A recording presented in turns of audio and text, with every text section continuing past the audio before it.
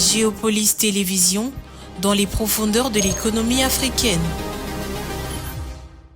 Tout de suite,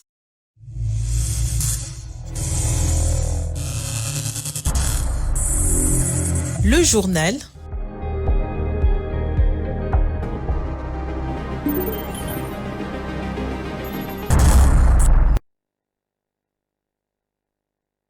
Ce journal vous est présenté par Fonds des promotions de l'industrie.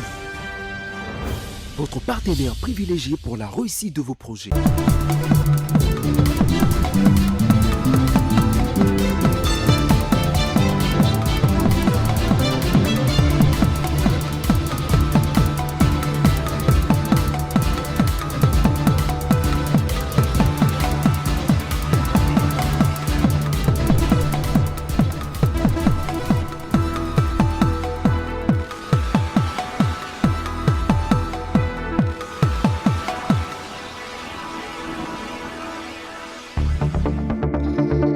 L'ancien président de la République, Joseph Kabila, a annoncé son retour au pays par sa partie orientale après une année d'absence, un retour qui coïncide avec plusieurs grands rendez-vous de la politique nationale. Et puis le président de l'Assemblée nationale, Vital Kamerhe, a reçu les caucus des députés de Kinshasa. Leurs échanges ont tourné autour de l'urgence d'une intervention gouvernementale en faveur des sinistrés et en international. Malgré une stabilité apparente, les marchés alimentaires mondiaux restent sous tension.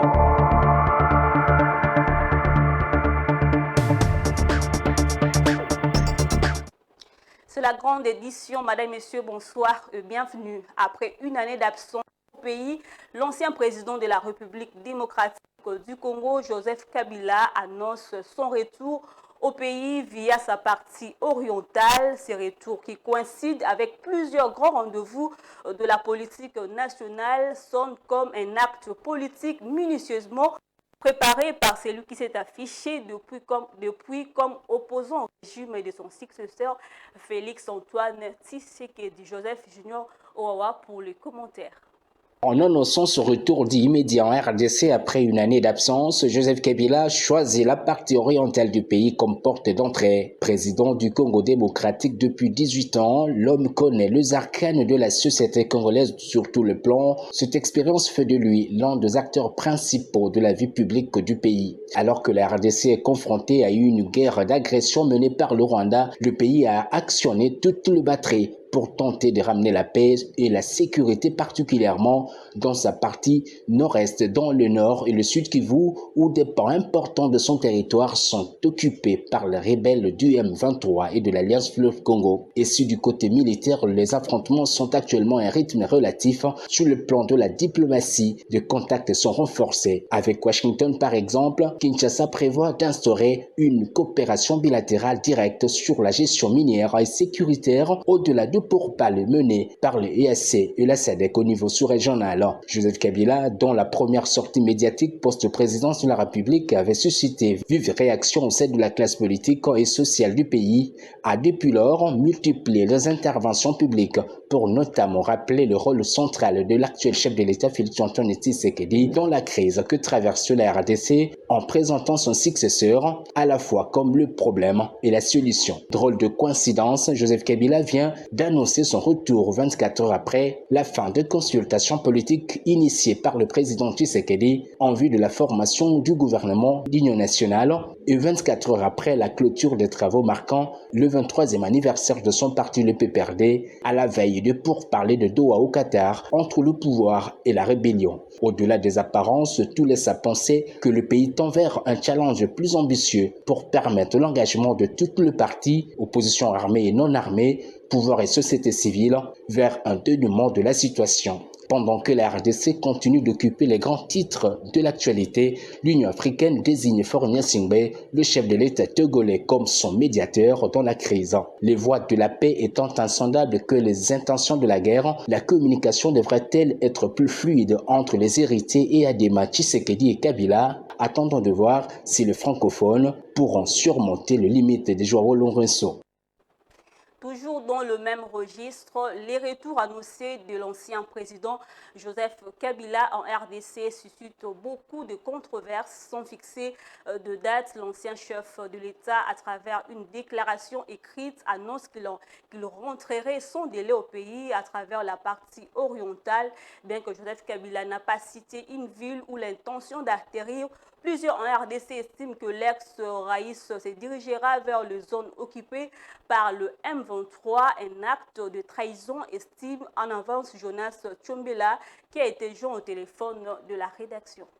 Cette annonce de l'ex-président de la République, M. Joseph Kabila, en sa qualité de sénateur à vie, vu aussi la loi portant organisation de statut des anciens chefs de l'État, nous pensons que M. Joseph Kabila vient de pécher par la trahison du Congo. Il s'est trompé d'époque, estimant que, comme ils étaient entrés avec l'AFDEL, il pense revenir encore au pouvoir par cette même voie-là, alors que le pays avait pris une option de la voie démocratique. Et ceci vient attester à grand jour ses accointances avec les terroristes du M23 et l'AFC dans le pillage, la déstabilisation du pays. Et je pense que le service de renseignement et le Sénat de la République, le Sénat devra réfléchir comment et revoir la loi sur le statut des anciens chefs de l'État pour l'adapter à l'actuelle situation. Les services de renseignement devront se mettre à l'œuvre pour déjà détecter les ennemis de la République. Nous prenons bonne note et nous l'attendons de pied ferme. William Ruto fait de la contrebande avec le rebelle en RDC pour le trafic de l'or, une accusation grave qui émane de l'ancien vice-président kenyan Rigathi Gachagua. Ruto est actuellement président en exercice de la communauté des États d'Afrique de l'Est. Il est l'un des maillons essentiels du processus de paix en RDC. La révélation de son ancien ami jette un trouble sur le rôle qu'a joué le Kenya de Ruto dans la construction de la paix en RDC après le départ du président Uhuru Kenyatta. Patrick Ulunga. William Ruto impliqué dans l'insécurité au Congo. Jusqu'ici, les officiels congolais reprochaient au chef de l'État kényan sa sympathie prononcée pour le président rwandais Paul Kagame, mais surtout sa partialité dans la crise qui oppose la RDC au Rwanda. Mais d'autres révélations clouent le chef de l'État kényan. Il serait donc de mèche avec le M23 dans la contrebande de l'or congolais. C'est l'ancien vice-président kényan Rigathi Gachagua qui porte cette accusation. You know that he's also interfering with the DRC, and I can confirm. Il interfère en RDC, je peux confirmer qu'il interfère en RDC à travers son implication avec le M23 pour ses intérêts dans l'or de la RDC. C'est pourquoi vous avez vu que notre ambassade à Kinshasa avait été attaquée par les gens de ce pays-là à cause de notre ingérence dans ce pays, l'implication à un mouvement rebelle contre un gouvernement légalement établi. Ce sont des questions qui nous opposaient souvent. So these are things that the president and I were disagreeing from time to time. Because I told him. Rigathi Gachagua, vice-président du Kenya jusqu'en octobre 2024, estime que William Ruto ne peut pas non plus aider la région à se stabiliser. Comme président de la communauté d'Afrique de l'Est, William Ruto ne peut résoudre aucun problème parce qu'il est obnubilé par des intérêts mercantiles. Il a un appétit exagéré des intérêts mercantiles. Aujourd'hui opposant, Rigathi Gachagua a été investi du poste de vice-président du Kenya il y a tout juste 6 mois. Ces révélations pourraient laisser des traces au sein de la communauté d'Afrique de l'Est, un bloc régional dont le président en exercice n'est autre que William Ruto. Autre chose, le président de l'Assemblée nationale a reçu le caucus des députés de Kinshasa, conduit par Raphaël Kibuka, qui a caissé au cœur des échanges l'urgence d'une intervention gouvernementale en faveur de sinistrés ainsi que la mise en place des mesures préventives pour éviter de futures catastrophes dans la capitale. Blaise Cousin.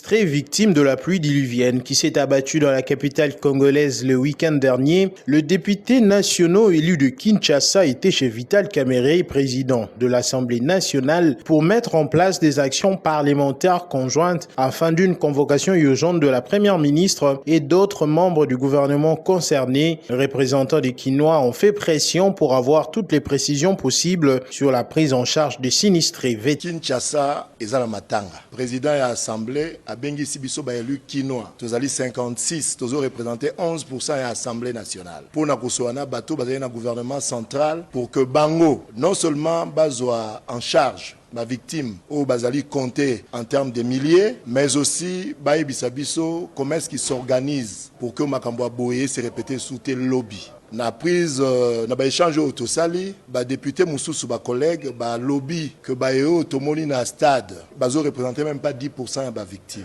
banda kwecho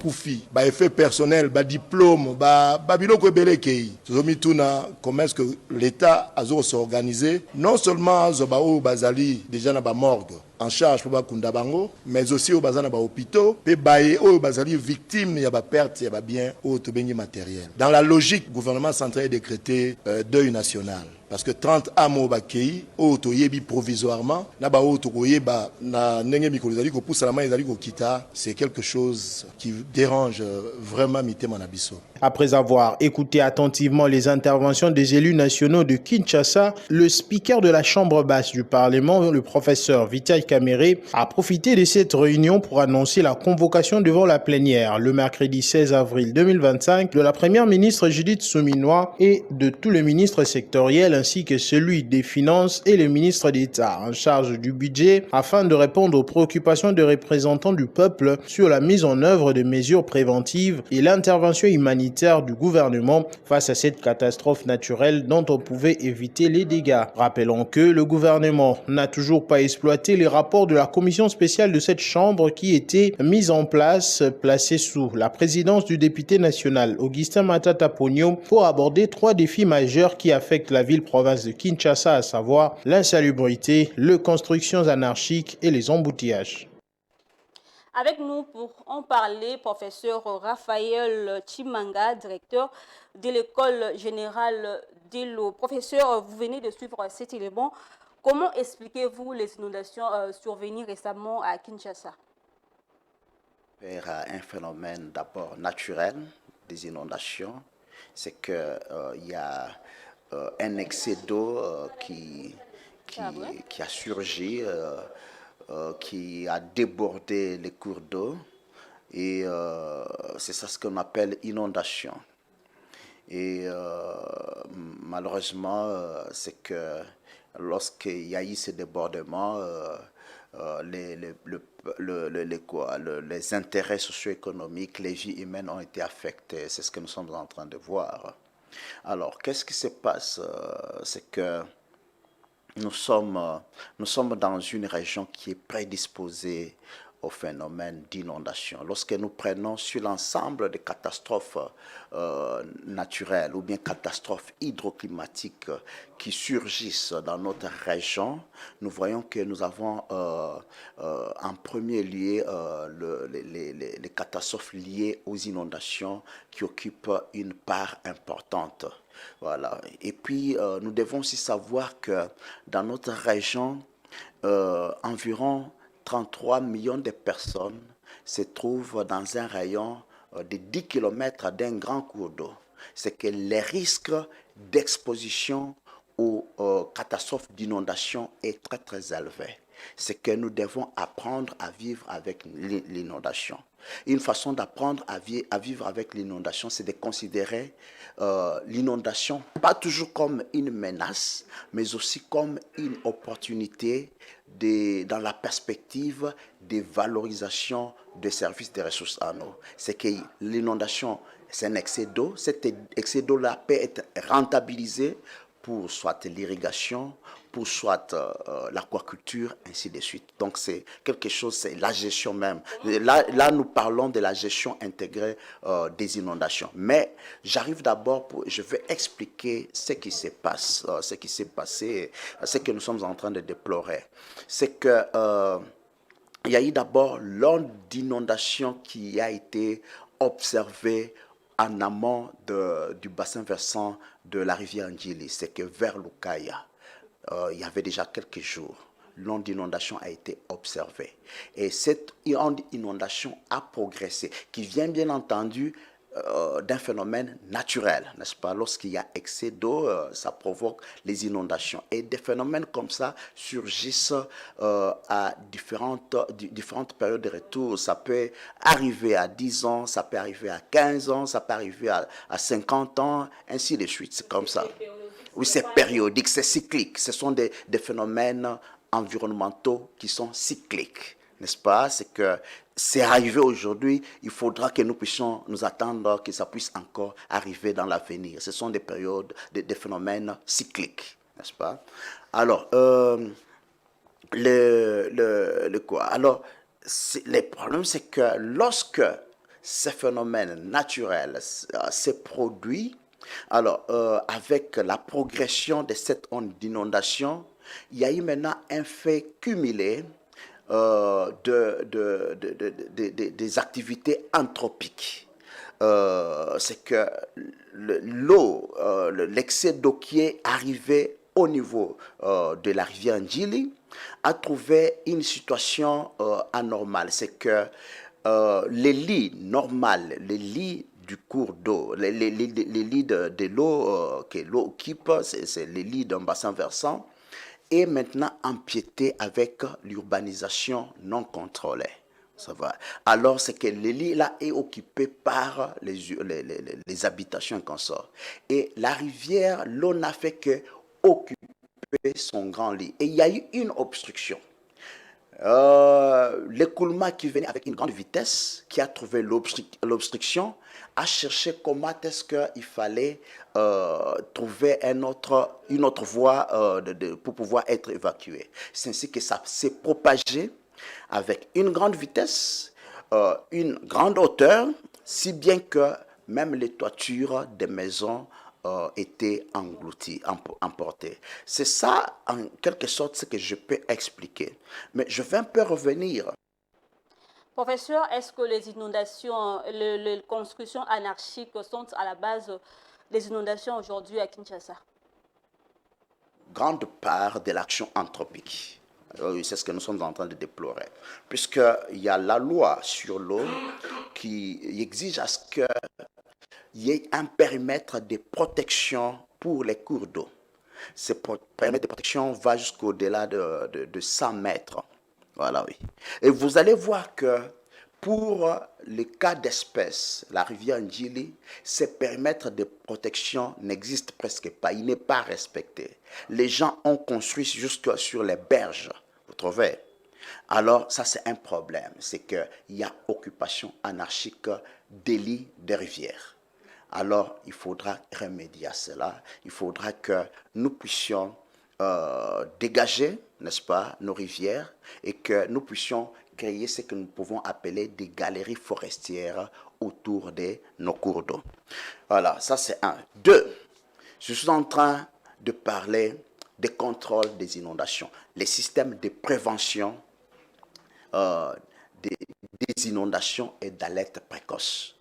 Et nous sommes en train de travailler actuellement avec les experts du gouvernorat pour pouvoir mettre en place ces systèmes d'inondation. C'est que lorsque l'onde d'inondation avait été observée en amont vers Lukaya, c'est qu'il devait y avoir un mécanisme pour calculer l'intensité de cette inondation, n'est-ce pas, sa vitesse de propagation et l'étendue de son expansion sur un lieu donné et lancer des alertes. Si nous ne sommes pas en mesure de pouvoir canaliser cette eau-là vers un réservoir quelconque qu'on construirait, c'est que nous pouvons alors demander aux populations de pouvoir évacuer tout l'espace qui seraient occupés par l'eau, par l'inondation. Ainsi, nous allons préserver la vie humaine qui est précieuse. Comment alors gérer les inondations à Kinshasa, par exemple? Nous pouvons construire des réservoirs, n'est-ce pas, pour absorber l'excès d'eau. Et cet excès d'eau qui est absorbé peut être utilisé pour d'autres fins, n'est-ce pas? Être envoyé vers, par exemple, le plateau de Bateke, où les gens veulent faire de l'agriculture, mais il n'y a pas l'eau. Être utilisé pour développer l'aquaculture, n'est-ce pas? Être déversé vers d'autres canaux, n'est-ce pas? Construire d'autres canaux qu'on peut utiliser pour la navigation et qu'on sort. Voilà la perspective de gestion intégrée des inondations, où nous voyons l'inondation pas seulement comme une menace, bien entendu, mais comme une opportunité de création de richesses. Timanga, pour vos éclaircissements. Merci. On va poursuivre avec l'actualité. Le deuxième jour du congrès annuel sur l'investissement AIM 2025 a été dédié à la République démocratique du Congo. La première ministre Judith Suminwa a saisi cette occasion pour mettre en avant les atouts incontestables de son pays lors du panel organisé par l'Agence nationale pour la promotion des investissements ANAPI. Elle a insisté sur l'importance de créer un environnement sécurisé et attractif afin d'attirer les investisseurs internationaux. Rachel Missenga.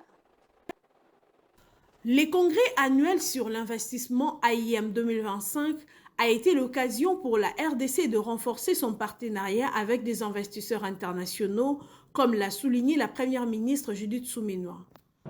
Revêt une importance particulière pour nous, car il représente une occasion unique de renforcer nos relations avec des investisseurs du monde entier et de faire connaître notre vision pour un développement durable et inclusif. Elle a également mis en avant les réformes visant à réduire la bureaucratie et améliorer les infrastructures pour faciliter les investissements. La priorité de mon gouvernement est de créer un cadre d'investissement attractif, stable et transparent, propice à la croissance et la création d'emplois durables.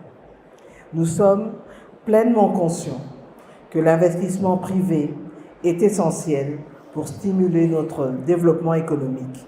C'est pourquoi nous nous engageons à simplifier les procédures administratives, à renforcer la sécurité juridique, à adopter une fiscalité compétitive et à moderniser nos infrastructures.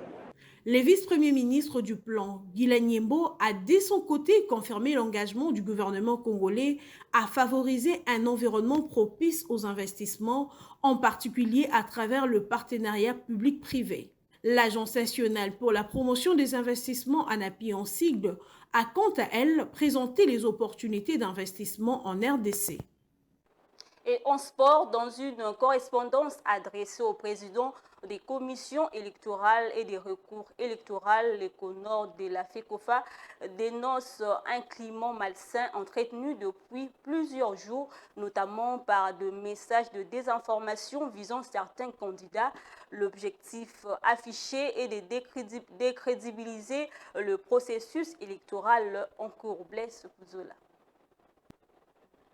Dans une correspondance adressée au président des commissions électorales et de recours électoral, les CONOR de la FECOFA dénoncent un climat malsain entretenu depuis plusieurs jours, notamment par des messages de désinformation visant certains candidats. L'objectif affiché est de décrédibiliser le processus électoral en cours. Face à cette situation, l'autorité des tutelles a convoqué une réunion de concertation regroupant plusieurs institutions clés dont le Collège éducation de la présidence, l'état-major des renseignements militaires des MIAP, le ministre des Sports, le comité de normalisation, le président des commissions électorales et des recours et les panels des experts de la CAF. Cette réunion vise à discuter des tensions actuelles et à envisager des solutions pour garantir un processus électoral apaisé et crédible. Cette mesure temporaire intervient alors que l'opinion publique s'inquiète de l'équité du processus électoral au sein de la FECOFA, instance dirigeante du football en RDC. Madame, Messieurs, l'actualité c'est aussi en dehors de la République démocratique du Congo.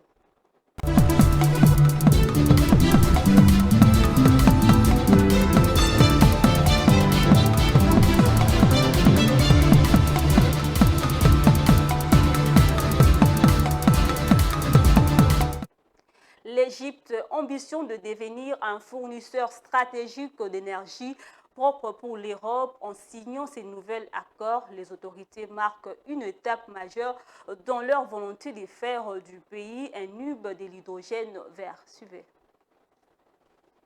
Un accord a été signé entre la France et l'Égypte pour la construction d'une usine intégrée d'hydrogène vert à Ras Choukeir. Il prévoit une coopération en vue de développer, financer, construire et exploiter l'infrastructure qui produira également des dérivés, notamment l'ammoniac vert. Ce partenariat a été formalisé à l'occasion de la visite officielle du président français Emmanuel Macron au Caire. La cérémonie de signature s'est déroulée en présence du ministre égyptien de l'Industrie et du Transport Kamel El Wazir, du ministre de l'Électricité et des Énergies renouvelables Mahmoud Esmat, ainsi que du ministre français de l'Économie Éric Lombard. Le projet est porté par EDF Renewable et la société égypto-émirati Zero Waste, réunis au sein de l'alliance Greenfield Alliance. Il présente un investissement total de 7 milliards d'euros, entièrement financé par le secteur privé, sans infrastructure publique ni soutien direct de l'État égyptien. Il vise la production d'1 million de tonnes d'ammoniac vert par an à l'horizon 2030, avec une première phase de 300 000 tonnes opérationnelles dès 2029. À ce stade, l'Alliance prévoit un investissement initial de 2 milliards d'euros pour développer, financer, construire et exploiter les installations. Même si la France ne figure pas explicitement comme destinataire de la production, le projet est clairement conçu pour l'exportation. Il s'inscrit dans la stratégie plus large de l'Égypte qui entend attirer d'importants investissements dans l'hydrogène vert et multiplier les partenariats internationaux, à l'instar de ceux déjà conclus avec SK Ecoplant, Catec, Amea Power et Masdar dans d'autres régions stratégiques du pays. Pour la France, cet accord marque une volonté affirmée de s'insérer dans les chaînes d'approvisionnement mondial en énergie propre tout en sécurisant un accès à un carburant décarboné à haute valeur stratégique. L'intérêt est également industriel et diplomatique car EDF Renouvelable renforce sa position sur un marché d'avenir dans un contexte mondial de transition énergétique. Du côté égyptien, l'enjeu est de positionner durablement le pays comme une plateforme énergétique régionale en tirant parti de ses ressources solaires et éoliennes abondantes, de sa situation géographique centrale et d'un cadre fiscal attractif. Le projet prévoit également des retombées directes pour l'économie égyptienne à travers le reversement de redevances et de taxes en devises, la formation d'une main-d'œuvre locale avec un objectif de 95% de personnel égyptien. Je le dis au sommaire, malgré une stabilité apparente, le marché alimentaire mondial reste sous tension. En mars 2025, l'indice FAO de prix de produits alimentaires s'est maintenu à 127,1 points, un niveau quasiment indiqué à celui de février.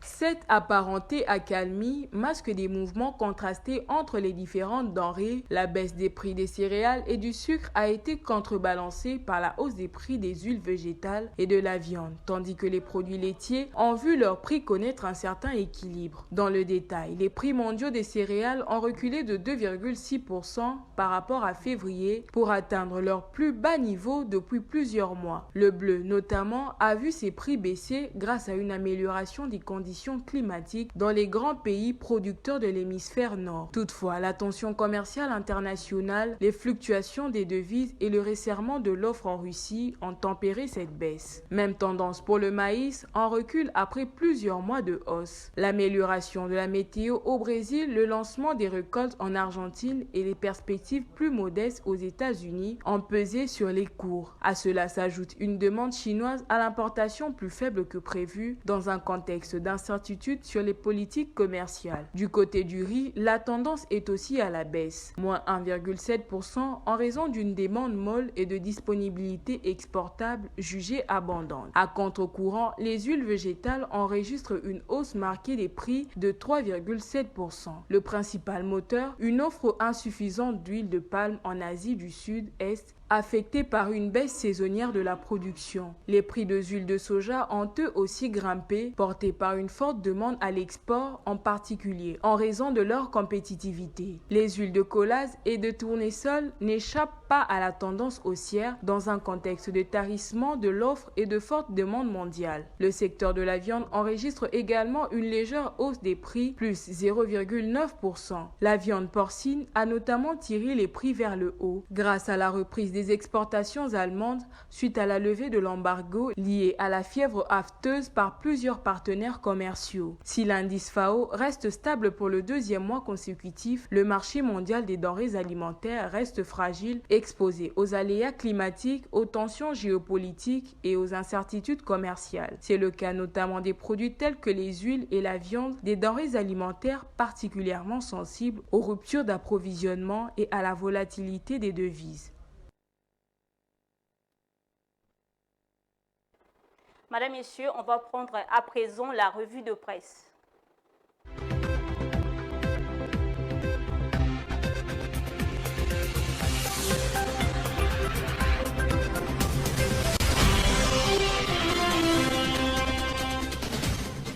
Mesdames et messieurs, bonsoir.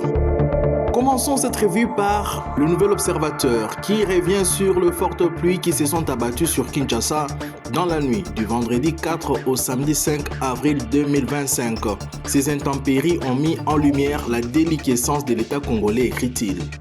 Le gouvernement responsable de la gestion quotidienne de la Res Publica a montré ses limites. Les dégâts tant humains que matériels, difficilement quantifiables, auraient pu être évités si les autorités avaient pris les mesures adéquates. Il est à noter que l'Agence nationale de météorologie et des télédétections par satellite Metelsat avait, dès le 10 mars 2025, averti d'un risque de fortes pluies sur la capitale. Cependant, aucune mention de cette alerte n'a été faite lors du Conseil des ministres qui a suivi, laissant place à une réaction inappropriée face à la menace. Africa News, quant à lui, s'intéresse à une évolution notable dans les systèmes pénitentiaires en RDC. Le ministre d'État en charge de la justice, Constant Mutamba, a lancé le vendredi dernier la construction de 4 maisons d'arrêt à Kinshasa, le premier du genre dans le pays. Ces maisons d'arrêt seront destinées aux prévenus et accusés en détention provisoire dans l'attente de leur procès. De façon accessoire, ces structures pourront également accueillir des personnes condamnées à des peines de courte durée. Une initiative qui marque un tournant dans le système carcéral congolais. Du côté politique, la prospérité nous ramène aux préoccupations des religieux congolais qui, récemment, se sont rendus aux États-Unis pour chercher des soutiens à leur pacte social destiné à ramener la paix dans l'Est de la RDC.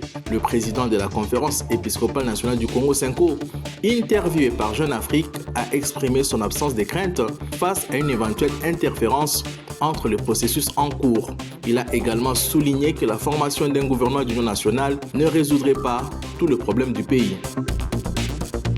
Pour sa part, Géopolis se concentre sur la question du corridor de Lobito, assurant que, malgré les réductions budgétaires décidées sous l'administration Trump, les États-Unis continueront de financer ces projets ferroviaires. Ces corridors, qui facilitera le transport des minéraux essentiels depuis la ceinture de cuivre d'Afrique centrale, restent stratégiques pour contrer l'influence croissante de la Chine sur les approvisionnements en cuivre et en cobalt. À cet égard, les États-Unis ont promis un prêt de 550 millions de dollars pour soutenir ces projets via la Société internationale de financement du développement créée lors du premier mandat de Trump en 2019. En changeant des sujets et des registres, la tempête des tropiques rapporte que le 5 avril 2025, les États-Unis ont annoncé la révocation de tout le visa accordé aux ressortissants du Soudan du Sud. Cette décision sans précédent marque un tournant dans la politique étrangère de l'administration Trump. Les premières notifications ont été envoyées par courriel aux intéressés le 7 avril. En réponse, Juba conteste les accusations américaines concernant un refus de coopération en affirmant avoir rejeté l'entrée d'un citoyen congolais inscrit par erreur par les autorités américaines. Ainsi se termine cette revue de presse. Au revoir.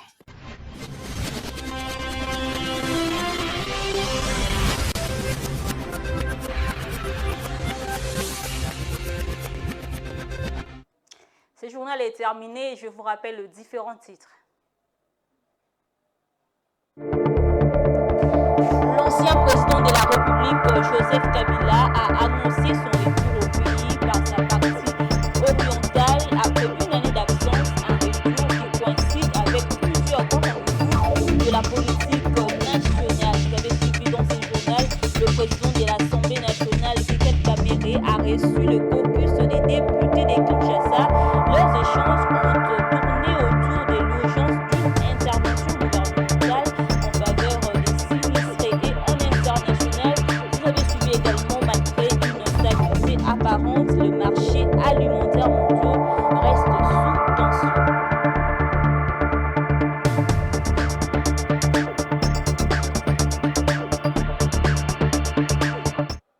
c'est tout pour ce soir, madame, messieurs. Merci à vous de l'avoir suivi. Au revoir.